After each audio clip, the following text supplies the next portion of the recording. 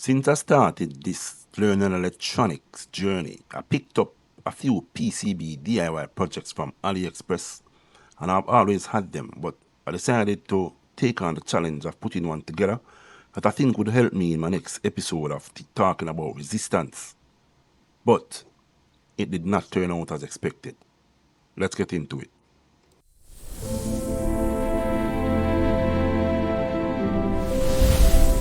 Yes, welcome to Teaching Myself Electronics. This episode is based on my first PCB project that did not turn out so well, but it was a valuable learning experience and a lot of fun things happened in this episode. So stick around and make sure you don't miss a beat. Anyway, before we get into it, I'm going to ask you please if you can hit the like button, the thumbs up button, and subscribe. I realize that I have more views than I have subscribers, and for a channel as ambitious as Tech Bytes with Lexx, that's an absolute disgrace. Like and subscribe is free, and it would do wonders for the channel. And it's also a motivation for me to make more videos and share the journey. So hit the like, hit the subscribe, thanks in advance. Now let's get down to business. Alright, so PCB project. This video might be a slightly longer one than usual because I have to show you everything that went wrong and what I did to rectify it. So in the initial stages of my journey where I started learning electronics, I was like in a frenzy just to purchase PCB projects and DIY electronics projects and so on. So I went on AliExpress and I picked up a few. I picked up this one, which at the time I didn't even know what it was, but I know that it had a lot of LEDs on it, and I said, oh, this look interesting, this look like something that can do some solder practice. I had it there sitting in the bin for weeks, and I remember I bought it for solder practice, but then I got some header pins when I bought the PCB board, so I was able to practice on those. So now I see that I need this, now that I understand a bit more about voltage, current, and all of those things, and I have resistance to do next. I saw this one, and this one's supposed to teach you how resistance and Ohm's law work with the LEDs and so on. So I said, yeah, this is interesting. I'm going to put it together and use it in my next episode where I'm going to talk about resistance. Pretty straightforward PCB project. Comes with 8 LEDs, 8 resistors, a power port, and a dip switch. Seems simple enough, but I made mistakes early on, and my first mistake that I made was that I was installing the parts at different times. And I didn't record it, I was just freestyling. I saw it and I said, alright, I'm just going to quickly see if I can get this done. First thing, I installed 3 LEDs, then I installed the power port, and then I installed the remaining LEDs. You should notice that I have red LEDs on the PCB board project here, and only clear LEDs came. That's because, as I said, I installed the LEDs at different times, and I used 12 clear LEDs for something else to test the voltage, and that's testing it on a 9 volt and it burned them up. So I just replaced them with red LEDs. So because I installed the LEDs at different times, it turned out to be a big issue that I didn't even notice yet until the project was completed. The issue I was having now was that I didn't know how to test for ohms for each resistor to know where each resistor should go. So I skipped the resistor at that point and I moved on to get the dip switch soldered onto the board. After the dip switch was completed, the only thing that was left was to install the resistors. So I took a break from this point, few days passed, did some research, learned how to test for ohms and where each resistor should go, and then I came back to it. So once I learned how to properly test each resistor for the value and where each should go, went ahead, soldered them in, and then it was time for the big reveal, time to test and see if what I have done was working. But this is where things took a drastic turn. Stay with me, this is where things got really interesting. My resolve was tested, my patience was tested, but I stuck with it and I learned a lot completing this and getting through it. Alright, so fast forward, completed soldering all the resistors. The project is complete. Now I'm going to be testing the LEDs by plugging in the power. So the first LED came on. Try the second one. The second one came on. I know it's out of shot here, apologies. And the third one came on. Now pouring on the rest of them, I'm getting no light on the LEDs. Everything was off. And if you recall, in the beginning of the video, early part of this video, I told her that I installed 3 LEDs first and I installed 5 after. So the 3 I installed first are working perfectly fine. The remaining 5, no power to them. Gonna explain exactly what's happening shortly. Yeah, it was not the best soldering work. I was just like quickly running through it, and I didn't use any flux in the beginning as well, so I was getting some ugly joints. So I mean, that's the result of what I'm having here. But the first thing I was checking the dip switch to see if I have any shorts in the dip switch. So just checking each of the positive and negative pins. Wasn't getting any beeps on the multimeter. So I think overall the dip switch was good, and the fact that the first 3 lights came on to the dip switch, that was okay. So the next thing I had to move on now was to check if the LEDs are actually working. You know, when you have a multimeter testing an LED, you can actually have it light up, right, by putting the probes onto the pins of the LED. So if it light up, it would tell me that the LEDs are working, and then I would have a solder problem. But what happened next is that by trying to test to see if the LEDs work, I identified that the 3 LEDs that installed first was installed correctly, meaning they're lining up with the dip switch, positive to negative, and remember, current flow in one direction, whereas 5 LEDs that are installed at other times were installed backwards, right? So that's why it wasn't making the proper connection with the dip switch. So when I put the dip switch on, the polarity was different. So that's the problem I was having now. So the next thing I had to do was to remove everything and get everything lined up properly. Complete disaster. So all of these LEDs I'm testing now are a part of the 5. You notice none of them are lighting up, which means these are installed backwards. So the positive leg is currently facing the dip switch, is currently facing to the top here, whereas the positive leg should have been facing the other way. So these are lighting up. This is part of the 3 that's lighting up here, and these are done correctly. So no one know the problem, no one know how to fix it, but not as easy as it sounds or how it looks. I have more disaster coming my way. Trust me, brace yourselves. Alright, so now I know that I have to do some desoldering to remove these LEDs that were turned the wrong way and correct them, right? So we have 8 LEDs in all. So we have 3 that's turned correctly, that's working, and we have 5 that are not installed correctly. So when I was looking at it, I wasn't even thinking that the 3 that are installed correctly are in the order that they should be and should not be turned around. I was looking at it from an angle of, okay, 3 is less than 5, so let's just quickly turn around just 3 and leave the 5 as they are, and then we should be good to go. That's what I did, and I can just let you guess what happened. But for now, let's focus on the desoldering part of this job, and then we can get back to what actually happened in correcting the orientation of the LEDs. So using the wick and the solder iron here to get rid of some of this solder from the LEDs, but I should have used some flux here. Even though sometimes I try to avoid flux, but flux is your friend and it makes the job so much easier. So I'm just using the wick now for now to get off some of the excess solder from the pins of the LED. And then I'm going to come in with the hot air gun and needle nose pliers to heat the pins from the LED and then pull the LED from the other side. And this was, it worked, but it was not safe. It was not the best approach, and I can tell you that based on experience that I've done it. Because what happened here, I was pulling the LED and it ripped some of the pads from the board. Probably if I had increased the temperature a bit more and used less force to pull the LEDs out, it would have been good. But this method, I don't appreciate this method because it actually caused some damage to the board and caused me some problems further down the line.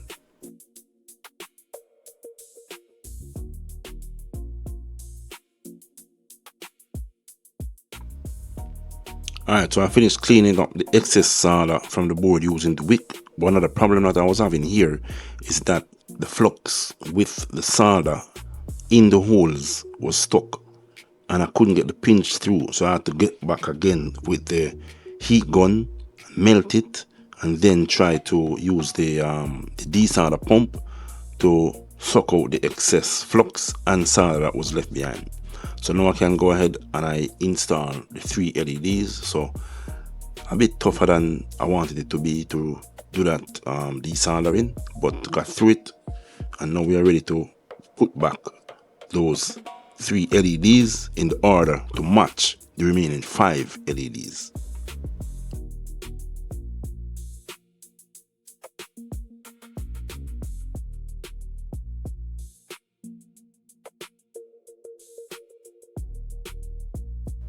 Alright, if you can see right here when I'm circling, the padding is gone, and that's the result of me using the pliers with the heat gun to pull the LED through.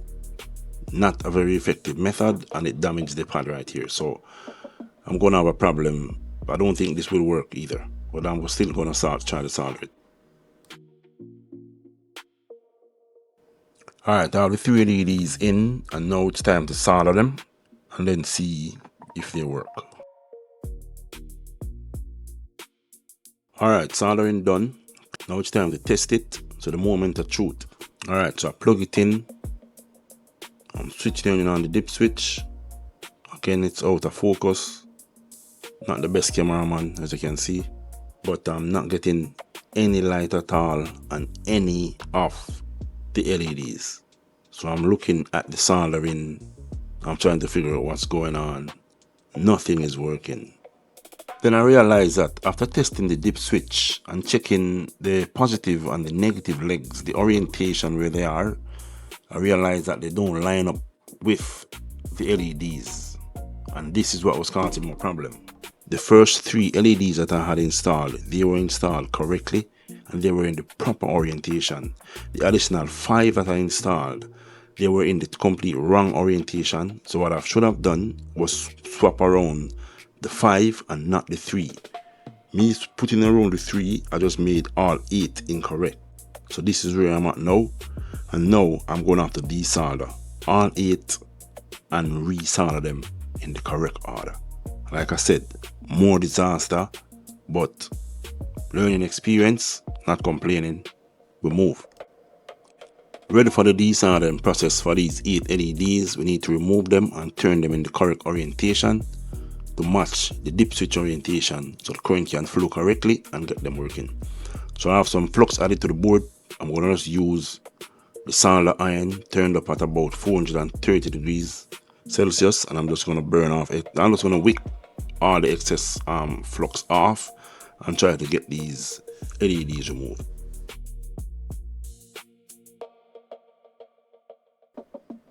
Again, at this point I was still using the same method of using the needle nose pliers with the hot air gun to heat the pins of the LEDs to melt the solder and to pull it through. At this point I did not yet discover this other method that I found, which is like magic, and it's absolutely brilliant and does everything cleanly. So stay with me and I'm going to show you that when we get to the next section of this video. So I finally have all the LEDs out. So now I'm going to see if I can reinstall them the correct way and see if we can get this project working properly. So first thing, I was trying to reuse the same LEDs that I took out, but because I had snipped the legs, it was a painful process. So I just went ahead and installed new LEDs instead. Alright, so now I had all the LEDs installed and I'm about to solder them. But at this point, there's an absolute madness going on. I don't know if you noticed, but pay close attention and you can see the massive mistake that's happening right here. I mean, it was 12 AM in the night / morning, so I was a bit tired.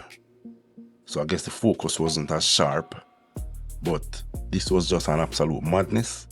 And I did not realize this until I soldered, I think, the 7th LED. So I mean, I won't tell you what it is yet. I'll give you some time and see if you identify what it is. But if you pay close attention to the board, We see the dip switch and the resistors, and what I'm soldering the LEDs, you can just see that something is not right, and it's just absolutely off, and I didn't even notice. Here I'm putting on the flux and I'm ready to solder them, and I'm not going to realize until I solder the 7th, or I think the 6th or the 7th LED, and absolute madness. Alright, notice the pause. It was at this moment I knew I effed up. So if you look at where the resistor is and the legs for the LEDs, it's upside down. The LEDs should be facing the other side. So the LEDs and the resistors should be on the same side. The pins for the LEDs should be on the other side.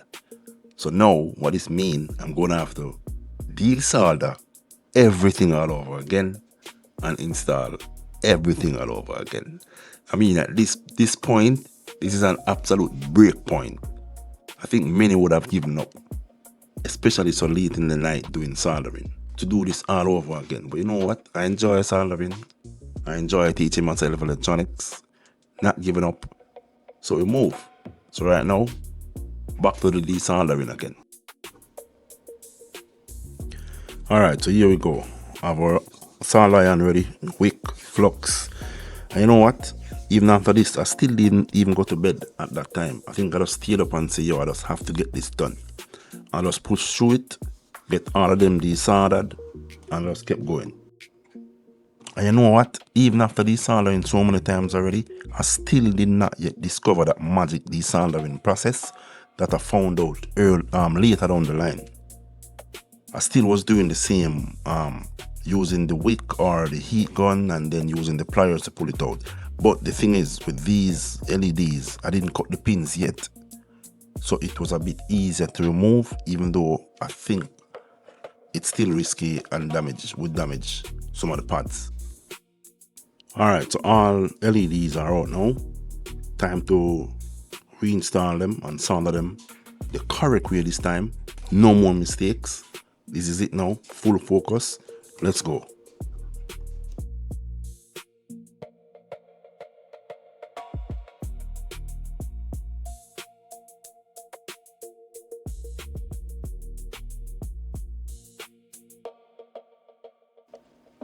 Alright, LEDs back in, soldering time now.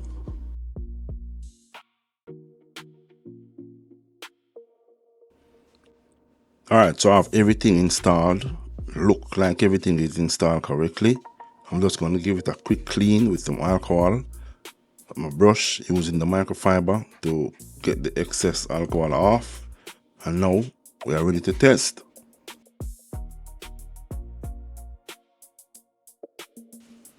Alright, so we got some current, we got some LEDs lighting up. But if you notice, I have LEDs 1 and 2 are not working, and this is a result of the damaged pads, because when I was removing the LEDs with the pliers and the heat gun, that method that I don't like, it did damage a few of the pads and I couldn't get them soldered properly to the board, and I'm not at the level yet to actually trace and repair pads.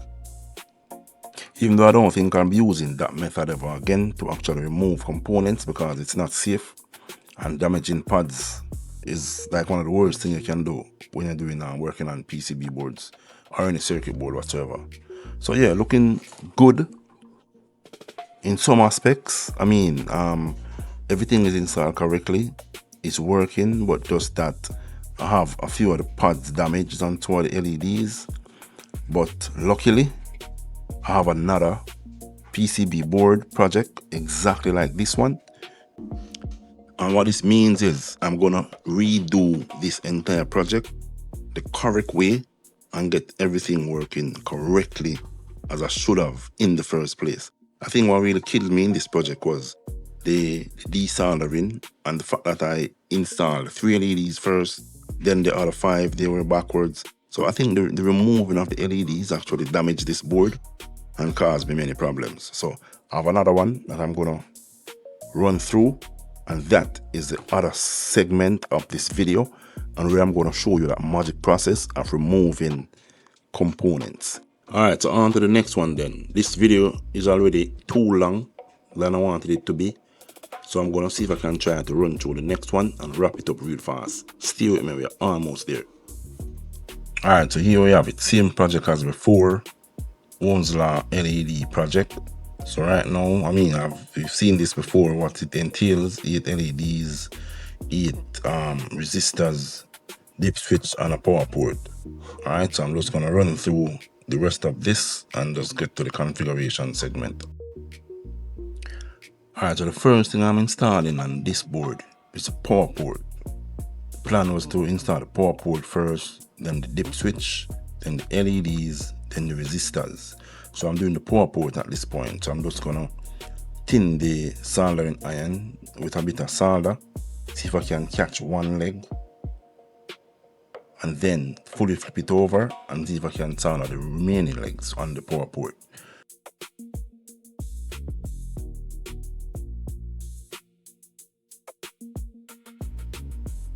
Alright, so I got one leg soldered. So what I'm going to do now, add in some flux, and I'm going to see if I can add some more solder onto that same leg that I soldered before. Added a little solder to the soldering iron, tipped it onto the first leg of the power port so it don't fall through. Now I'm going to see if I can just enforce it a bit more. So this is the same leg, enforce it a bit more with some more solder. Alright, that's good. That's good. Still not satisfied. I'm going to put some more on there. Alright, touching it up. Boom, just like that. The solder port fell through. So I'm going to start all over again. So this was another rookie mistake. Yes, I added a little bit of solder onto the solder iron. Not just as when you're tinning it, I caught one leg and then I went to add solder to that same leg. That's an absolute rookie mistake. Whenever you do that, what I learned, use the other leg, because you heating that same leg, it's going to melt the solder. There will be nothing to hold the port and it's going to fall through. So yeah, I learned from that one. Alright, so now I have a major problem. The problem I have now is that because there was solder onto the leg of the power port and the power port fell through, that hole got hardened with the solder and the flux. So now I'm in a dilemma of trying to clear this hole before I can get the port back through it. So now I'm going with my wick. I'm going to go with the solder iron. I'm going to go with the heat gun. I'm going to go with my tweezer. I'm going to go with my heat gun and my tweezer, trying to melt the solder and then trying to make the hole. Nothing is going to work. Absolutely nothing. This was actually stressing me out. This was getting me frustrated because I wanted to just make this be a smooth installation with this one, because we all know to install a power port. It's not that hard, right? But I made a rookie mistake, and now the hole is closed. I'm trying to get the hole open. It's a tiny hole. It's not too easy with the wick, now with the soldering iron. So yeah. And this is where, after a long time, after about, I think about 20-30 minutes, I'm going to finally discover the magic desoldering method. Alright, so eventually I did get the hole open up a bit and I was able to get the port in, but it was crooked. It wasn't sitting flat. I wasn't really happy with it, but I mean, I just added some solder and then I moved on to installing dip switch, but I wasn't happy with it. It was crooked, it was lean, it wasn't sitting flat, it just looked untidy. But anyway, I moved on. I moved on to installing the dip switch, and I learned my lesson from the last time installing the power port. So what I did, caught one leg with a tip of solder, soldered a different leg, got everything to hold, and then I just went on and completed the soldering of all the legs for the dip switch.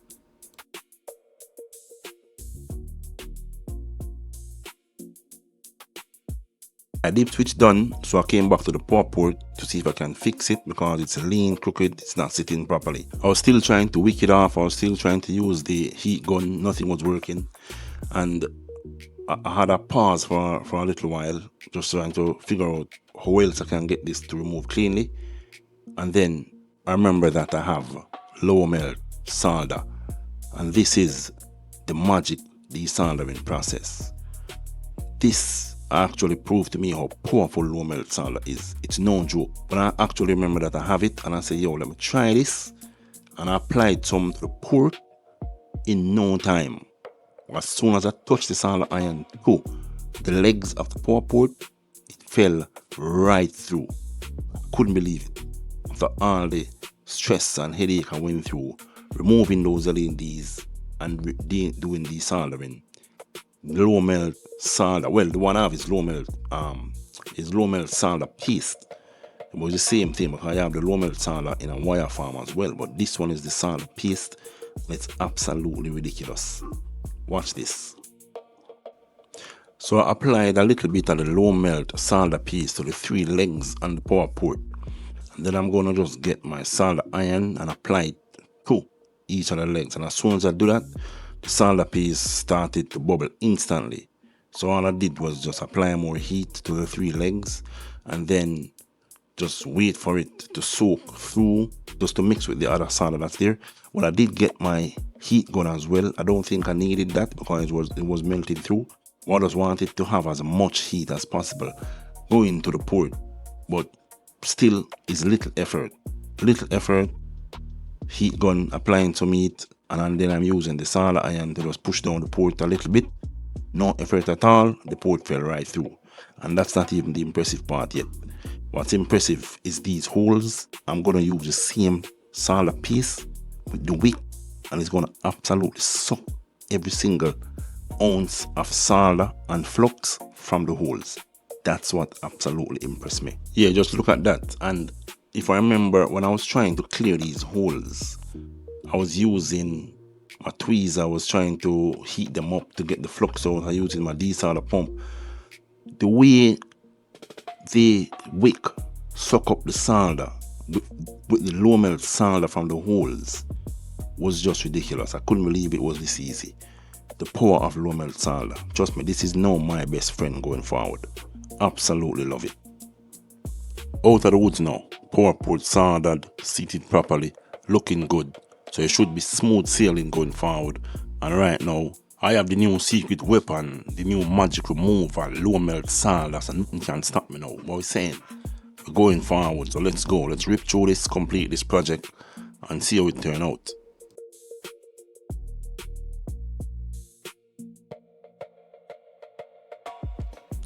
Also, for the resistors, testing the resistor and finding out the values. I know I said I was going to show you how I figured it out, what I learned, and how to test them and know which resistor to go. But this video is already too long, so I'm going to save it for the next episode of Understanding Electricity. I'm going to focus fully on resistance. So I'll show you everything that I learned about resistance so far. So make sure you stay tuned to that. So make sure you subscribe and drop a like on this video. So right now we're looking good. LEDs soldered in the correct way. So right now soldering the resistors now. And once I finish this, the project should be complete. So fingers crossed, everything looking good so far. Let's go.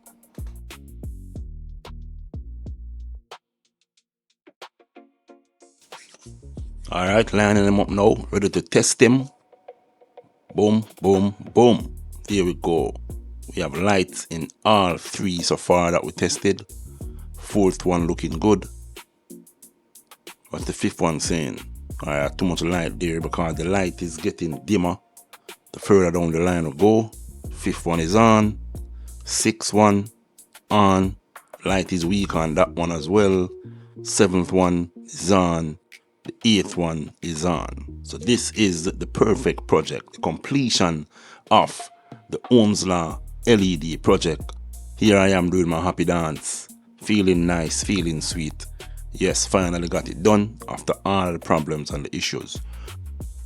And I want to thank you for staying with me to the end of the video. This has been a long one, but like I said, it has been very, very interesting, and I learned a lot completing this project, making the mistake, learning from the mistakes. So remember to drop a like, subscribe, don't miss the next one, which is resistance, and I'm going to explain everything I know about resistance so far, and I'll be using this PCB project explain how resistance work. So until next time, my name is Lexx. Big up yourself. Peace out.